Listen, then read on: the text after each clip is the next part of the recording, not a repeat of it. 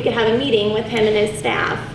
He pretty immediately got back to us saying that he wanted a meeting set up very quickly so we could resolve these issues. The meeting took place on March 14th of this year. Myself and my supervisor, Deanna Klingenfisher, attended the meeting. Present were David Worley, Shauna Calloway, Doug Freeman, Susan Wilkinson, Laureen Jarvis, Penny Cutler, myself, and Deanna. Staff here were able to give responses to the resident concerns, provide additional information, and in a few cases provide clarification on some of the resident concerns. My follow-up has continued and will continue to take place. On March 28th, I met with members of the Veterans Home Resident Council. So those are residents at the facility that have been elected to speak on behalf of other veterans and other residents. I asked them how they wanted to proceed. Fear of retaliation seems to continue to be a concern. Their consensus was that they would like me to speak at their May 8th resident council meeting coming up on Wednesday to talk about the responses that came from the Veterans Home staff when we met on March 14th. I will be doing that. I also talked with them, how can we get people who have that fear of retaliation to come forward with concerns, because I don't have a lot of specific concerns myself. In that, we decided that a flyer would be put out. So I've sent to the resident council president a flyer, and that can be given out to residents who do voice concerns and have that fear. They know that they can contact myself, my number's on there, as well as the Department of Inspections and Appeals.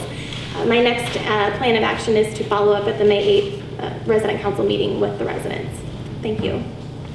Thank you. Have you had, leaving your business card, I presume, behind, have you had any contact off premises with any residents voicing their concerns, or has it all been at meetings on campus?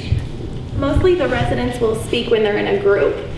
When we held the meeting in January, I presented my business card to residents. There were maybe 4 or 5.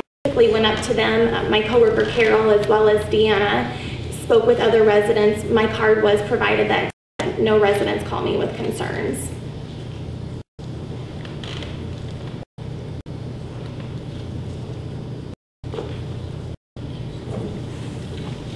Senator Hart. Thank you very much for coming. I just have one quick question. I'm a bit confused here. The fear of retaliation. What is your take on what is it they are afraid is going to happen? Good question.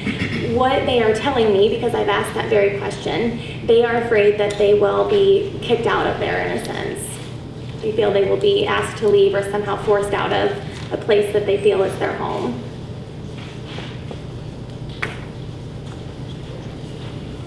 At the March 15th meeting, with the, I think you said the management staff, the management team, were there any residents at that? I don't recall your saying. There were not. And the president of the resident council was not in attendance either? No. Okay, thank you. Representative Lund. Thank you, Mr. Chair, and thank you, Melanie, for coming. My question of those 4 and 5 residents that spoke to you on January 25, are they still residents at the home now? I don't know that for certain. I haven't had any follow-up with them since. My guess would be that they are still residents there. Thank you. Thank you. Thank you, Ms. Kempf. Thank you.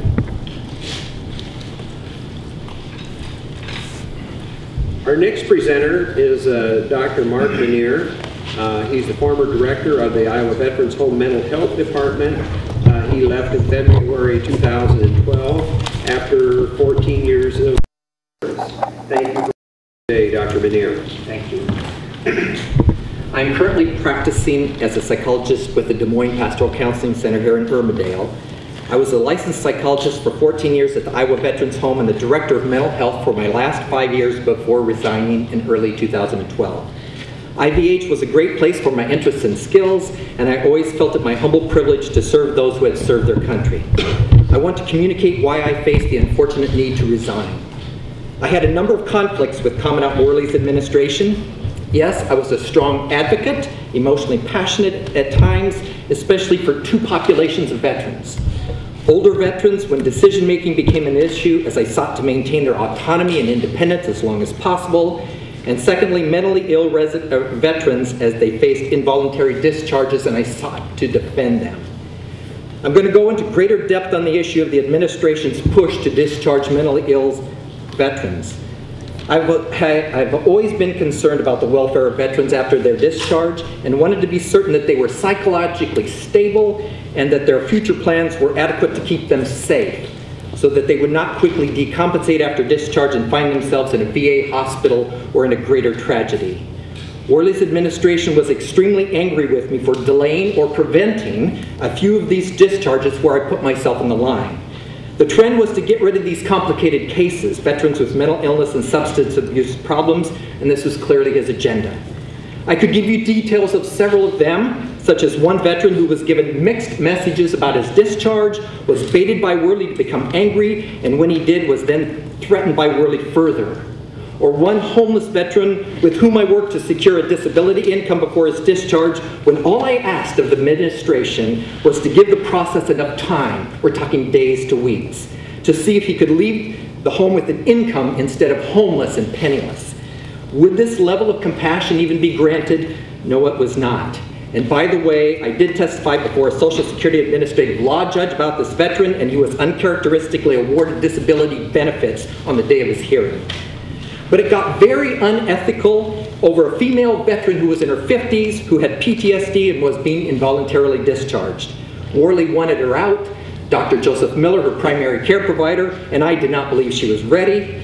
Worley had informed my supervisor, Dr. Melissa Brule, that he would be removing me from my work with veterans at the Hines Hall, the residents of those being involuntarily discharged, because I was an obstructionist. And so we met for an ugly meeting of intimidation and threats. The meeting was so intensely hostile with emotional and verbal abuse that Dr. Brule unilaterally ended it. Within a week or so, she informed me that Worley had confronted her after that meeting, and if she would not get on board completely to support his administration, she would be terminated. Her employment at IVH would be terminated. She was an at-will employee. And she added that she had to go to Deputy Calloway to beg. Yes, she used that word, to keep her job. Now, I also knew, because she had told me, and I had been in her office on a number of occasions when she was tearful, that she had already endured intimidation and threats, such as Worley during one heated exchange telling her that if she wasn't a woman and she was 6 inches taller, he would hit her in the face. So let's just pause here. In what state agency is that acceptable? The medical director who supervised the physicians, mental health, pharmacy, etc., was threatened with her job because she supported the integrity of the clinical judgment of a licensed healthcare provider. Worley and Calloway had stepped into an arena where they did not have credentials in mental health, only to bully and control licensed providers who did have expertise. Not once had Dr. Brule questioned my clinical work. You can check my performance evaluations. There was something deeply wrong with this situation, and it was then that I knew I had to find a safe path out of this oppressive system before Worley found a way to move me out. Doesn't anyone see how wrong this is? Coercing licensed healthcare providers to compromise their professional ethics to go along with his agenda? There was no evidence to take any of us to our state licensing boards about our practice. He simply found ways to inappropriately exercise power and control, threatening, intimidating, restricting over independent healthcare providers who, by the way, answer not to him, but to veterans and residents, their families, and to the state of Iowa, which holds us accountable for our practice. My deepest commitment was to provide care for fragile veterans with mental illness, and I was no longer able to fulfill my ethical and moral obligations. How could the Department of Administrative Services and the Governor's Office not intervene under such conditions? How could they condone such activity? Taxpayers who care about veterans need to ask. Thank you, Dr. Minear. Senator McCoy. Thank you, Doctor. I appreciate you being here. I want to know specifically what steps you took professionally to raise the alarm and file complaints so that this could be seen. Have you had contact with the governor's office at all, or have you made any formal complaints? As soon as, excuse me. I guess I'm looking for some background. As soon as I resigned, then I made contact with DAS, and Jeff Pankman headed up the first investigation, and I submitted my complete report to him.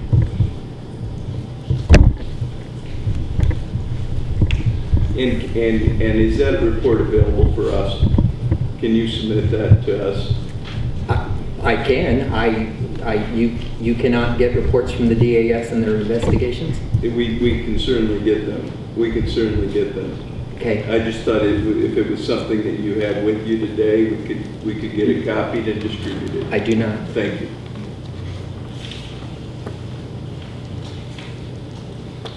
Senator Soddy. Just one quick question. Mark, when you worked there, did anybody in supervisor management ever talk about not believing that there is post-traumatic stress? There was an occasion when Dr. Miller and I noticed an intimation from Commandant Worley that if there was PTSD, it would only be with combat-related situations, and kind of minimized any of the other diagnoses of PTSD we might have in a residence chart. And can you just real quick, what other types are there besides combat post-traumatic stress? Well, people, according to the DSM-4, could have traumatic reactions to any kind of major event in which life is threatened, perceived or real. And there's a whole diagnostic profile that goes with this. This veteran I talked about, who happened to be, I can't remember, somewhere between 15 and 20 years, this female, hers was sexual assault while she was in the military. It was a legitimate diagnosis of PTSD. Thank you. Representative Smith. Thank you, Mr. Chair. Thank you, Dr. Minear, for being here today. And I think it's fair to say that you and I worked a lot on these kinds of issues while you were at the Veterans Home. I think it's also fair to say, or I would say, that the biggest area that we disagreed on through the years was the discharge policy developed for veterans leaving the Veterans Home. And if I remember correctly, you were advocating for that. I was holding back somewhat on that policy and made some changes to that, including the yearly report to the veterans, or to the legislature on the discharges from the Veterans Home. So it sounds like this has gone further with the policy or implementation of the policy than you wanted. I wondered if you would comment on that. I think when the policy was put into effect, it was meant to be a very much a case-by-case basis in terms of an evaluation, in terms of the veteran's readiness, psychological stability, and so forth to be discharged. And when it comes to the 40 plus, there were a number of those that were legitimate discharges, and they worked with their team to find an appropriate way out. There were some, and those are the ones where I got engaged, probably a half a dozen that cost me my career there, where I did not believe that they were prepared, where we needed more time, or we needed some other means to get them prepared. So even when the policy was put in place, I always assumed it was going to be a very discrete, case-by-case evaluation, and that mental health issues would be very much assessed. Thank you very much.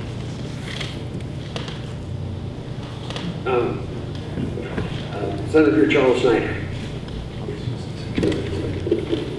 Thank you, Mr. Chair. Thank you, Dr. Minear, for being here.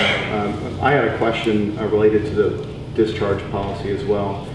Specifically, I'm wondering what the typical grounds are for someone wanting to discharge mentally disabled vet or that with a substance abuse problem. And then once that request is made, well, actually, and who can even make the request? Is the commandant himself or someone else?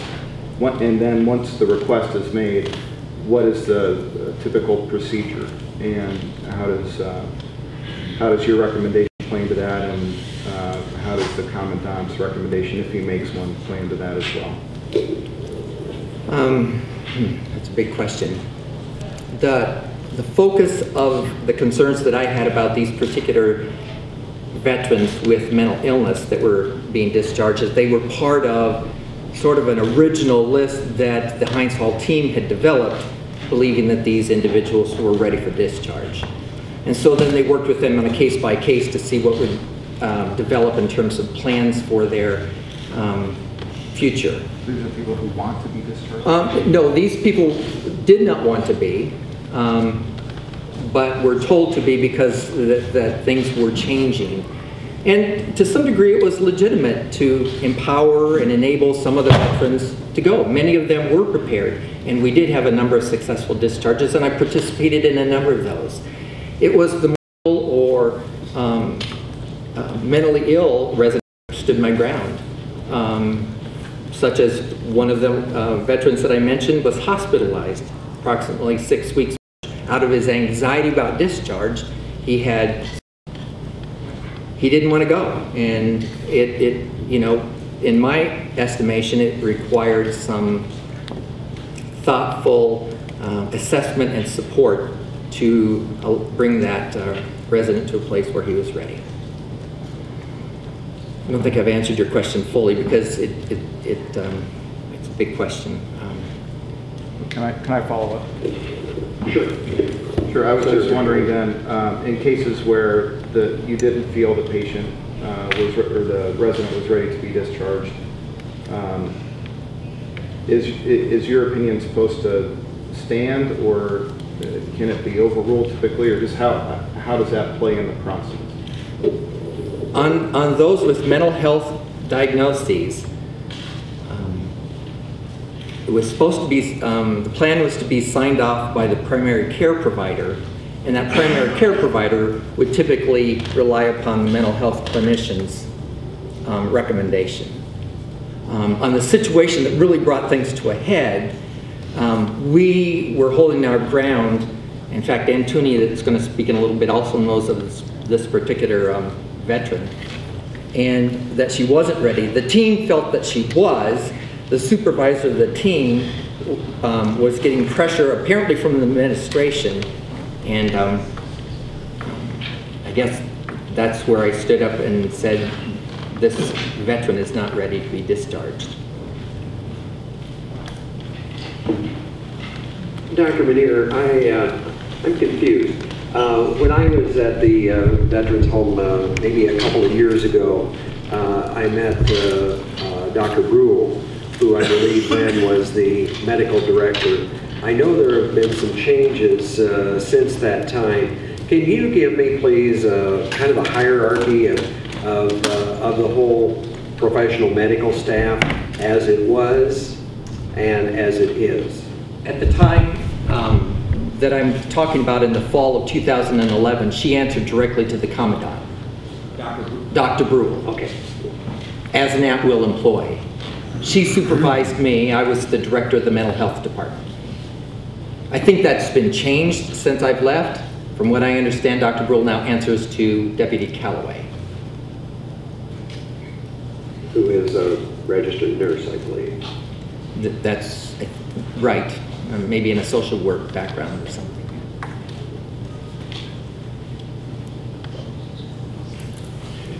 Okay, thank you, Dr. Minear. Our next presenter is Richard Schrad. He is the retired Director of Resident and Family Services Department and Resident Advocate at the Iowa Veterans Home. He retired in 2003. Thank you, Mr. Schrad. Thank you, Senator Beal. My name is Richard Schrad. I'm a veteran of the U.S. Air Force, and after 30-plus years of service, I retired as the Director of Resident Family Services and Resident Advocate at the Iowa Veterans Home in 2003. It was an honor and a privilege to serve veterans and their spouses, and I absolutely loved my job. It's from that background that I became involved in what brings us here today. About a year after David Worley came to the Veterans Home, many residents and staff began contacting me regarding what was happening under his administration. Unsolicited stories of fear, intimidation, and bullying, the kinds of things you've already been hearing about here today. All during this time, excellent long-term employees and even short-term employees were leaving or were driven out under the strain that had become the norm. I knew this was not good for resident care or their quality of life. One could say it was a bunch of whining and complaining of a few people, or that this is merely about resistance to new management style and change, disgruntled employees, etc., etc. I'm here to tell you, Senators, it is not. For example, under a new management style, are the following examples of behaviors okay for top administrators? Sexual harassment and very inappropriate sexual remarks about female subordinates. Verbal abuse towards residents and staff. Instilling fear of personal harm in people through personal threats and demonstrations of a temper that can quickly fly out of control when provoked. Telling them stories of his past violent behavior towards those who got on his bad side, and hinting at, quote, "You're making a huge mistake if you mess with him," unquote, and punctuating it all with stories about the gun collection he has. What about actually putting your hands on an employee, and I don't mean in a friendly way? What about public humiliation, ridicule, making denigrating remarks about residents or staff, especially if the person is seen as disagreeing with him or his deputy? Is any of this okay for the top administrator of any organization or company in this day and age? Of course it isn't. In fact, these are actionable offenses. They are against the law. The state of Iowa is sitting on a powder keg of lawsuits. Now, after 2 Department of Administrative Services investigations, these accounts are not just hearsay. These kinds of offenses are an established matter of record. The only reason people who've made these statements are not here today to testify before you is because they're afraid to be here. They've had the courage to go on the record more than once before, and nothing happened. I find that incredible. What absolutely baffles so many people is why. Why has Governor Branstad and or his people not taken any action? Why have they ignored or covered up the evidence put before them in 2 official investigations that reveal illegal, unethical, intolerable workplace conditions at the Vets Home? A home that is there to serve Iowa's veterans and their spouses. I wonder why the governor has done nothing. And what is the agenda anyhow? One more thing hasn't been said directly. Many residents and staff of the Vets Home seriously wonder why David simply put one of the most unqualified persons on staff in the controlling and highly paid position of deputy director. People have little respect for the deputy, but plenty of fear of crossing or displeasing her. In the entire history of the Veterans Home, the most expensive fines and strictest citations and sanctions occurred under her watch. Yet Commandant Worley ferociously defends her raises in pay, and the governor defends Commandant Worley at all costs and gives him a raise also. I wonder again, what's wrong here? In closing, one may want to disqualify everything I've said by calling it secondhand, hearsay, or over the top. Go ahead and do that. But if you really want to get at the whole truth in this matter, you can break through the wall of fear that holds so many people back by kicking this up to the State Government Oversight Committee where there is subpoena power. That concludes my testimony today. Thank you. Thank you, Mr. Schrad. See no questions, we'll move on. Dr. Ann Touney, medical doctor, is a former staff physician at the Iowa Veterans Home and recently left after 8 years. Thank you for being with us, Dr. Touney. Thank you, senators and representatives. I recently left employment at the Iowa Veterans Home in October 2012 after 8 years of working as a staff physician. I've been asked to provide my observations regarding the overall environment and my opinion of the current leadership. First of all, I have the utmost respect and admiration for the veterans served by the staff at the Iowa Veterans Home. As a daughter of an Army colonel and the wife of an Air Force major, I realize the important sacrifice these men and women have made and in turn their right to excellent care they deserve. Secondly, overall, the frontline staff at Iowa Veterans Home provides excellent care to these veterans and their spouses. I do have the concern that over the last several years, there have been changes which have troubled me. In my years at IVH, I have been privileged to work with many strong advocates for the veterans. However, over the last couple of years, these employees were often pressured to resign when they did not agree with the decisions made by the administration. A large percentage of IVH veterans have a mental health diagnosis, and there have been decisions and comments made by the administration minimizing the importance of mental health, particularly addiction problems and PTSD. When staff have tried to have discussions regarding this, not only is the administration not open to discussion, but there have been times when they've been antagonistic. As a result, many good employees are no longer at IVH, and the veterans have lost strong advocates, such as Dr. Minear, Bill Rakers, and many others that aren't here today. Specifically with regards to the medical providers, there was a period of time when the medical director, Dr. Brule, and Mr. Worley seemed to be at odds. Rather suddenly, this seemed to change at the same time that a new provider schedule was approved, which limited the number of days providers would be required to be on campus. At the same time, it has been reported that Dr. Brule changed her mind about voicing concerns about Mr. Worley's management, although admittedly I do not have direct knowledge of this. In the past, the medical providers as a group had gone to the previous commandant at the end of his administration regarding concerns about Dr. Brule's absence from campus when it was reported that she was there. And because there was no action or follow-up with that, when issues came up similar to this, it was felt that there was not an avenue to voice concerns to administration. I'd like to echo comments that have been made earlier today regarding the phrase, decisions should be made at the lowest level possible. This became very commonly heard towards the end of my employment at IVH. However, when the interdisciplinary team, which meets regularly on each veteran, would give recommendations about care for that veteran, often these decisions were overridden by administration, and sometimes without explanation or with very little explanation. A recent quote struck a note with me. Transparency creates trust that develops a team. Without the first two, you have no shot at creating a dynamic team. I do not have many personal direct observations of questionable behaviors, but I can tell you that the working environment changed significantly at IVH over the last several years. It became a tense, fearful place where we would often wonder who would be let go next.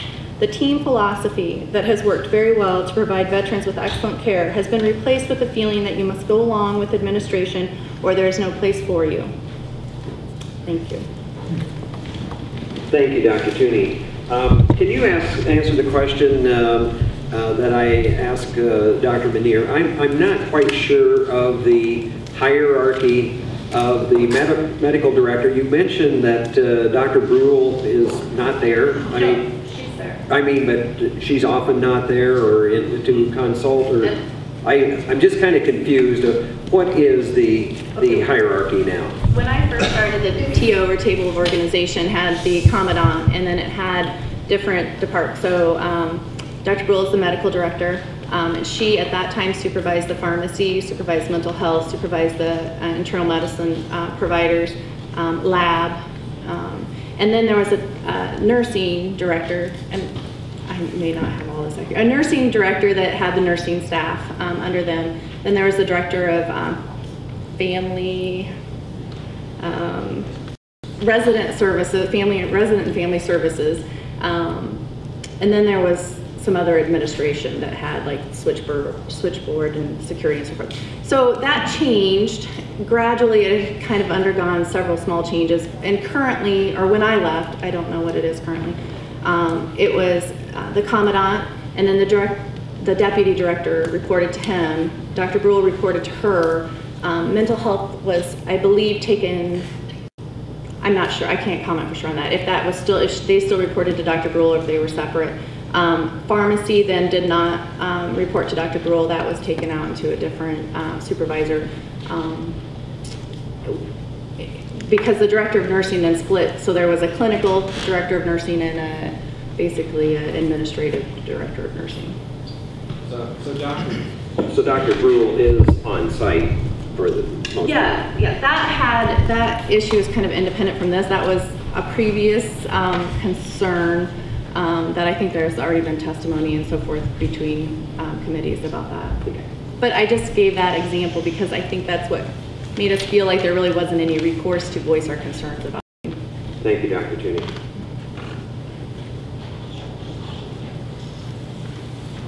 I don't believe there are any questions. Thank you so much. Our next presenter is Director Jodi Tymeson of the Iowa Department of Veterans Affairs. Director Tymeson is a retired Brigadier General in the Iowa Army National Guard and is a former state representative. Thank you for your testimony today. Thank you very much, Senator Beal and members of the committee today for the opportunity to speak. But I really came here today to listen. My role as the department director is to advocate for veterans and their families, and so I really appreciate the opportunity to be here today. I always appreciate hearing from veterans and concerned Iowans on issues that affect veterans. I don't have a prepared statement today because I did come here to listen, and so I've made a few notes as we go through. I am a non-voting member of the Iowa Commission of Veterans Affairs, so I attend all the quarterly updates of the commission and receive the updates from the Commandant at that time. I find him always to be open to questions and very direct with the commission on what's happening at the Iowa Veterans Home. I also attend the quarterly meetings of the Iowa Veterans Council, which is a group that represents all the veterans organizations in Iowa. I find the Commandant very open to discussion with the council as well. Now, it's my understanding that really the focus of this meeting today was to talk about quality of care at the Iowa Veterans Home. And so I did look at the last, as you know, we work in partnership in everything that we do, and I looked at the last survey report from the federal VA on the Iowa Veterans Home. There are 158 standards of nursing home care. I'm not a nursing home expert by any means, but there are 158 standards of care. The Iowa Veterans Home in their last survey met all 158 standards of nursing home care. As you know, the Iowa Veterans Home is a very large nursing home in comparison to nursing homes in Iowa. There are lots of state and federal regulations, but it's been my experience when I've been at the Veterans Home, there is a great staff there doing good work for our veterans. Some of the questions today have been directed at management decisions. I focused on quality of care, and I did pick up on two things. One being training, the use of a lift that was pinching a resident, and the other possible staff shortages at times that might be affecting care. So if our focus is to look at the quality of care at the Veterans Home, those two were the ones that I picked up on today. Anything that affects the quality of care at the Veterans Home should be considered seriously. But there are programs and processes in place for review of what's happening at both the federal and state level. As you know, the Department of Inspections and Appeals also does an annual survey of the Iowa Veterans Home. Senator, I'd like to stop there. I might be under my time, but I'd certainly like to take any questions that you might have. Thank you, Director Tymeson. Representative Alons. Thank you, Mr. Chair, and thank you, former Representative Tymeson, for being here as well, and appreciate your work as director. Some of these things that have been brought forward about the harassment, people feeling they're being bullied, intimidation, and all this.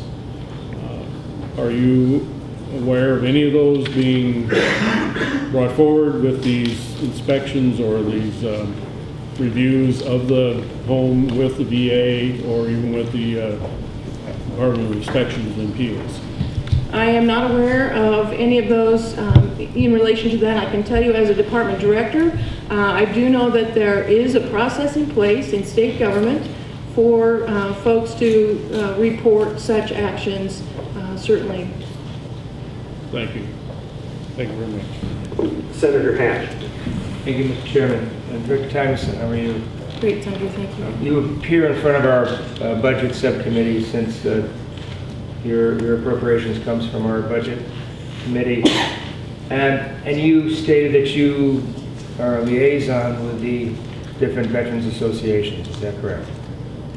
Yes, we try to have veterans, we try to work in a big partnership. The federal VA, the state VA, all of the county Veterans Affairs offices, as well as all the veterans service organizations. I believe we're all working in the best interests of veterans. Have any of those organizations ever talked to you at all about the conditions of individual or groups of veterans or staff problems at the veterans home? No one has talked to me directly, no, Senator. Or indirectly through staff, or have you heard that there were complaints or issues?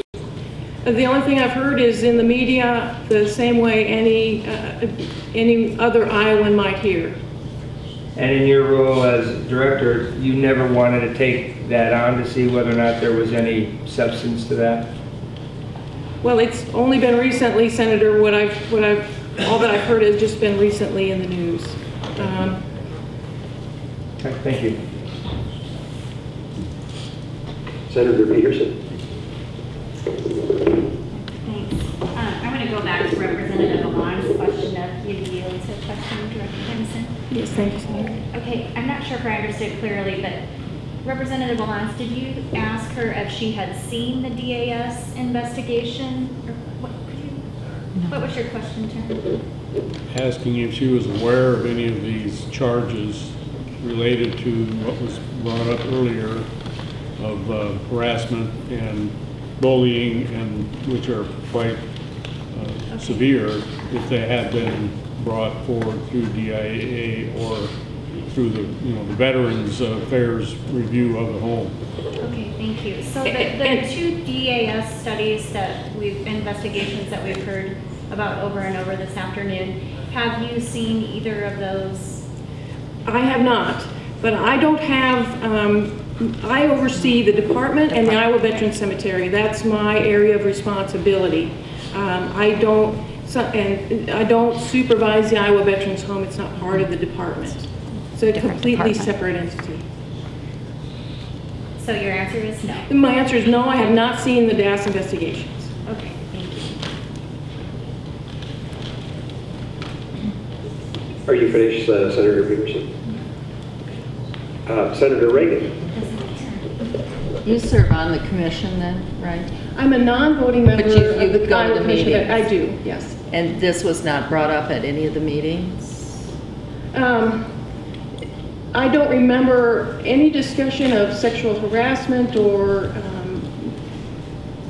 I just don't remember any of that. But a lot of the discussion as well that was brought up today, that wasn't discussed at the regular commission meetings? I don't recall anything in specifics related to any personnel.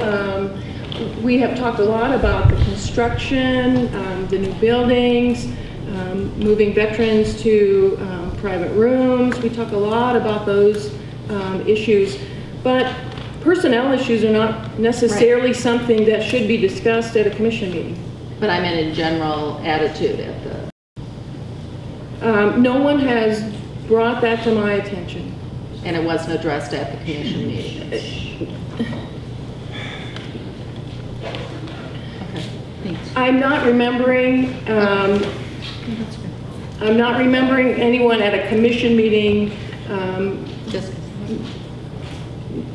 I've been around Veterans Affairs for a long time, and it's not unusual for folks to be unhappy with issues at the Veterans Home. Let me just say it that way. It's a large facility with a large number of residents and a large number of employees. And when you compare their mission to another nursing home in Iowa with much smaller residency and staff,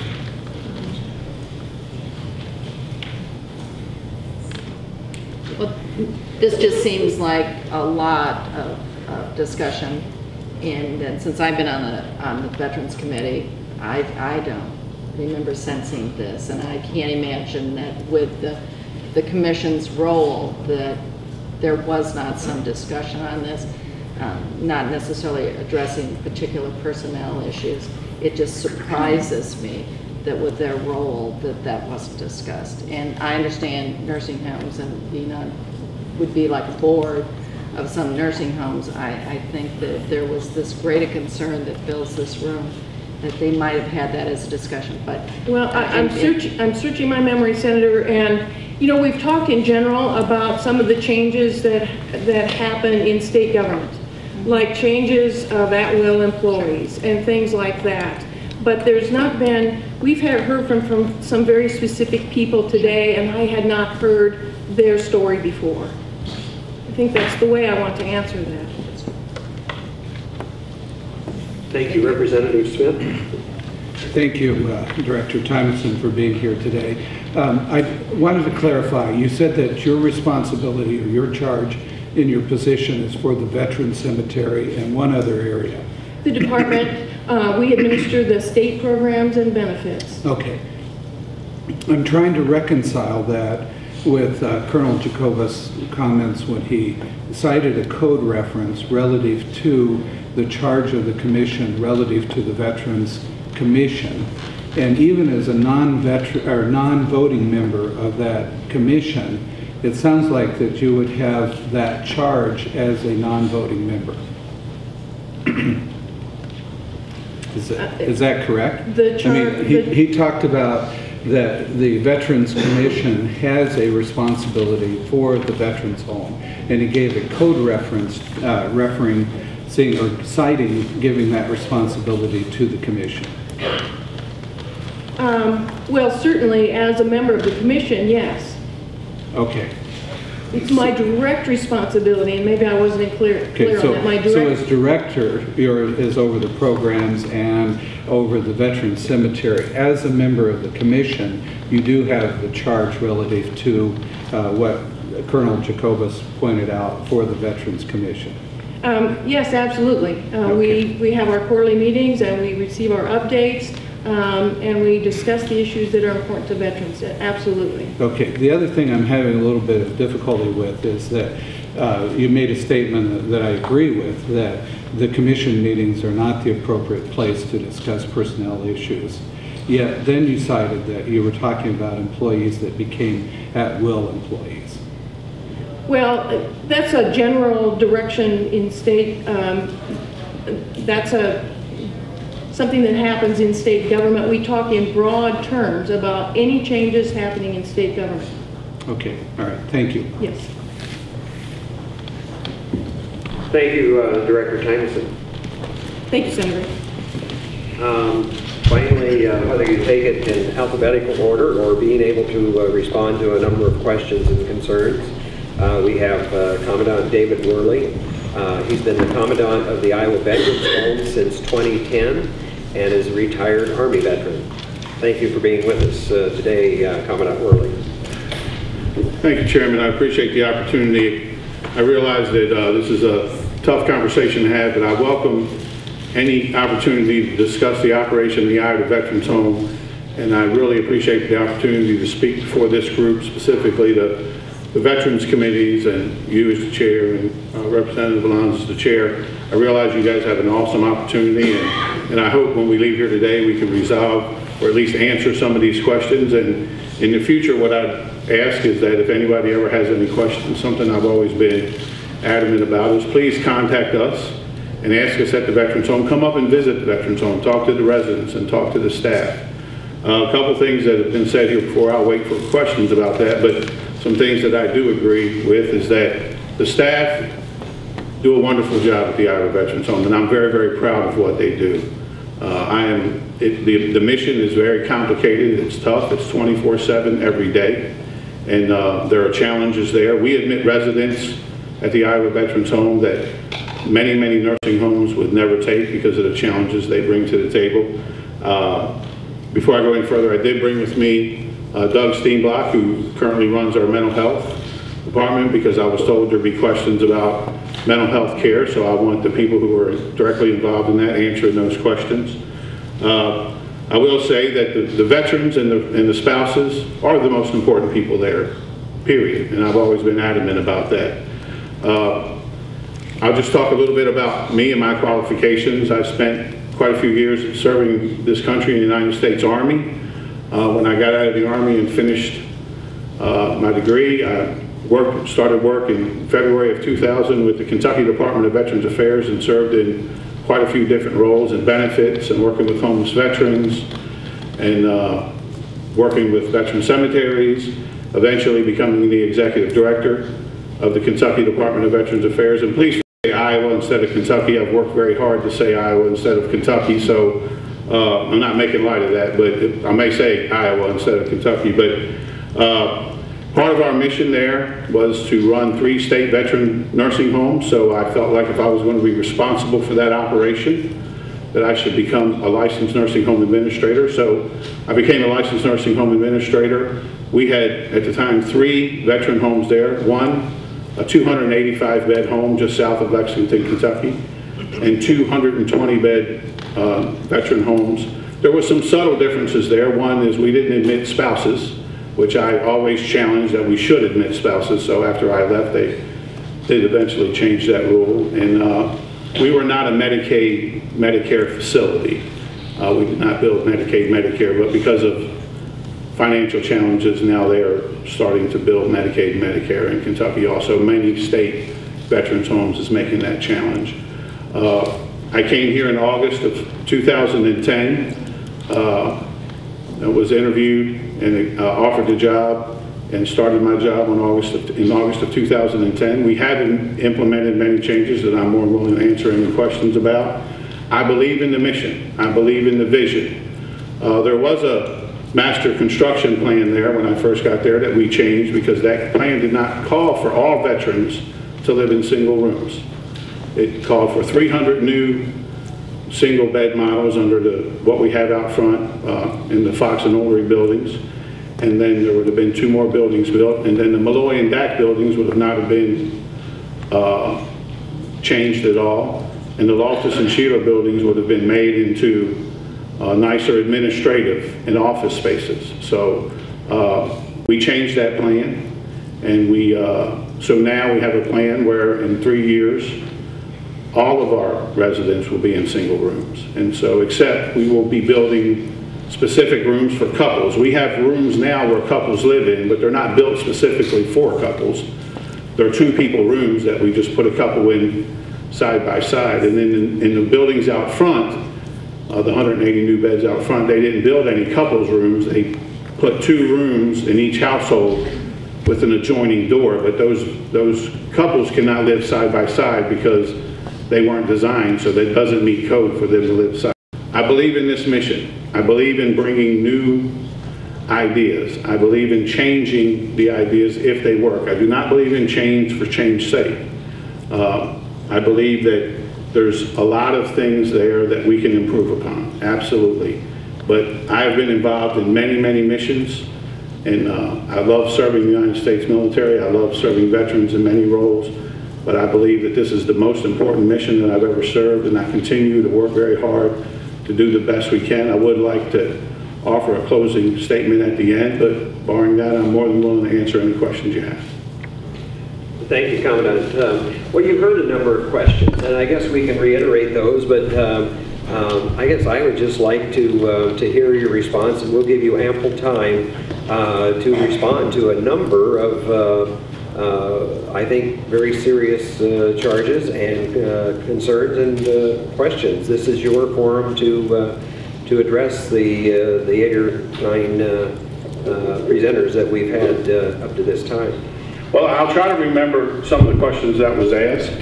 First of all, it was suggested that we've involuntarily discharged over 40 residents since I've been there. And I'm required by law to submit a report to the legislature, the governor's office, and the commission on the 4th January of Monday on all voluntary discharges.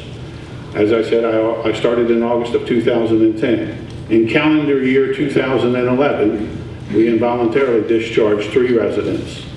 In calendar year 2012, we involuntarily discharged 4 residents. So I'm not sure when we say involuntarily discharging, where that's coming from. We have discharged many residents. When I first got to the Iowa Veterans Home in August of 2010, in September of 2009, there had been a citation by the VA stating that quite a few residents at the Veterans Home were in the wrong place of care. Some of them were in nursing care when they shouldn't have been in nursing care, and some of them were in residential care when they shouldn't have been in residential care. I do have a single-page handout that I would give you that quotes the VA regulations. We are a licensed nursing home, a long-term care nursing home, and in the state of Iowa, we are a licensed residential care facility. But just as importantly, we have to adhere to the state regulations, but we also have to follow federal regulations according to the United States Department of Veterans Affairs. And so we are regulated even more severely than any other long-term care facility. I think what Representative Alonzo asked about a grievance process. Well, anytime there's a grievance filed, there's a process. That process has a first step process, which is handled by the immediate supervisor. And then there's a second step process that's handled by the Department of Administrative Services. Then there's a GRIP process, if it involves discipline, that's handled by the Department of Administrative Services in conjunction with the union, if it's a contract issue. And then there's arbitration. As for the personal attacks, I'm just not going to address those, sir, because we could sit here and argue those things all day long. I am a direct leader. I provide direct leadership. I believe that we have a great mission, and that requires sometimes making decisions that people are not going to be lucky with, happy with. I will point out, though, the reports of when last year, as General Tymeson pointed out, when we were surveyed by the United States Department of Veterans Affairs, it was a deficiency-free survey. Last year's, when I an inspection. And so, and last year, the Department of Inspections and Appeals survey brought about 4 minor citations that were very minor. Only 2 of them had to do with direct care, and the other 2 had to do with structural issues. One was we didn't have pool alarms in our employee bathrooms. We hadn't had pool alarms in our employee bathrooms since they were there, and there hadn't been a change, but it came out as a citation. And the other had to do with some fire alarm issues. And so we resolved those things. I mean, there was a lot of allegations. I can't remember all of them. I can tell you that we followed the rules. Oh, discharge planning, I believe this gentleman here asked about discharge planning. I believe, as Dr. Touney said, that decisions should be made at the lowest level possible. And when a team makes a decision about a particular resident, I will tell you, I cannot discuss particular resident issues here. That would be a HIPAA violation, and I'm sure everybody that was up here would agree with that. I can't discuss employee-specific incidents either, but when there's the doctors, as Dr. Minear said, the medical provider makes the ultimate decision on what level of care that particular resident should be at. And so when that team, the interdisciplinary team, makes a decision, then we follow that decision. As far as me overriding those decisions, I don't have the legal authority to tell a doctor what they should or should not do with a particular resident. I don't tell them what drugs to prescribe. I don't tell them what treatment to prescribe. I do not do that. And so it was also suggested about the mental health part of it, and I would more than happy anybody ask. Dr. Steenbach runs our mental health area, and I'd be more than happy to answer for him to answer the questions about that. You know, our discharge plans have to be thorough and accurate. It is very important to us when a resident leaves the Iowa Veterans Home for a discharge is that they have a great plan. By law, we have to create a great plan, whether they're coming from nursing or residential care, whether we're putting them in another facility or if they're going back home. The residential program or domiciliary, those are interchangeable terms. The VA refers to it as a domiciliary. You know, it would be our ultimate goal that some of those residents would eventually transfer back into the community. And we believe that we can do that, and we can continue to do that. And so it took a while to get those right levels of care when I first got here. I had to actually ask for an exception from the United States Department of Veterans Affairs in late October or early November of Dr. Burris, who runs the geriatric department of the United States Veterans Affairs and Long-Term Care Program, for an exception so we could have residents in nursing beds. You cannot intermingle residential care and nursing care residents. It's against VA rules. The only exception to that is if you have a veteran who is in nursing care and his spouse is admitted to the Iowa Veterans Home because she may be at the residential care level, then you can allow them to live together. If you have the veteran who is in residential care and the spouse needs nursing care, you cannot have the veteran live in nursing care if he doesn't meet that requirement. And I understand that there's some challenges because while it is my charge and I love the mission that we're in to provide the best quality of care we can to our residents, I'm also required to be compliant. And so I'm going to continue to make sure we continue to do both of those things.